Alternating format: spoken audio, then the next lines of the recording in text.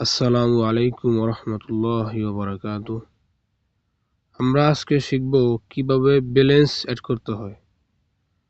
অর্থাৎ আপনার এই জায়গায় মাই অ্যাকাউন্ট আমার আছে 462 টাকা। আপনি যে এখানে টাকা অ্যাড করবেন কিভাবে, তার জন্য যে অ্যাড ব্যালেন্স এটার উপর ক্লিক করবেন। ক্লিক করার পর আপনি কোন ব্যালেন্সে টাকা অ্যাড করবেন সেটার উপরে ক্লিক করবেন।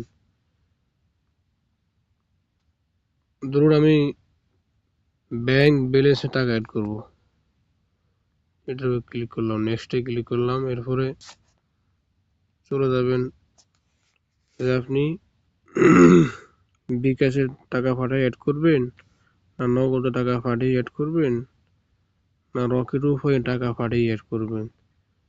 তো যেই নাম্বারে টাকা পাঠাবেন সেই নাম্বারটা কপি করবেন। এভাবে কপি করার পর আপনি চলে যাবেন সোজা নগদ অ্যাপসে।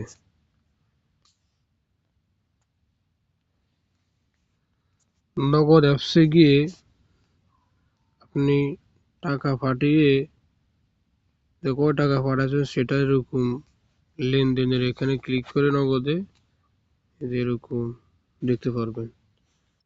তো ট্রানজাকশন আইডি কিভাবে বের করবেন, তার জন্য নগদে টাকা পাঠানোর পর এই জায়গায় ধরুন আমি 220 টাকা পাঠাইছি, এটার ট্রানজাকশন আইডি হলো এটা। আমি এখানে ক্লিক করে ট্রানজাকশন আইডিটা কপি করব। কপি করে গিয়ে আবার অ্যাপের ভিতরে যাব, গিয়ে এখানে ট্রানজাকশন আইডিটা পেস্ট করে দিব।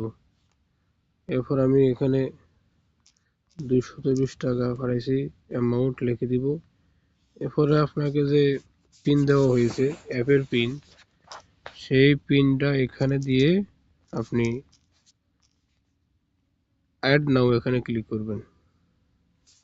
ক্লিক করার পর সাথে সাথে আপনার টাকাটা অটো অ্যাড হয়ে যাবে। আমার ব্যালেন্সে টাকা অ্যাড করে নেই, সেই জন্য এরকম দেখাচ্ছে। আপনাদের দেখানোর জন্য করলাম আর কি। আর একটা হলো আপনার যদি ট্রানজাকশন আইডি দিয়ে টাকা অ্যাড না হয়, তার জন্য আপনি আমাকে নক দিবেন, আমি আপনাকে ম্যানুয়ালি টাকা অ্যাড করিয়ে দিব।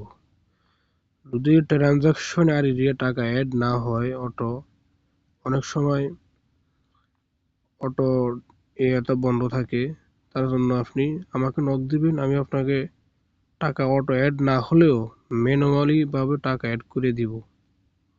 আশা করি বুঝতে পারছেন।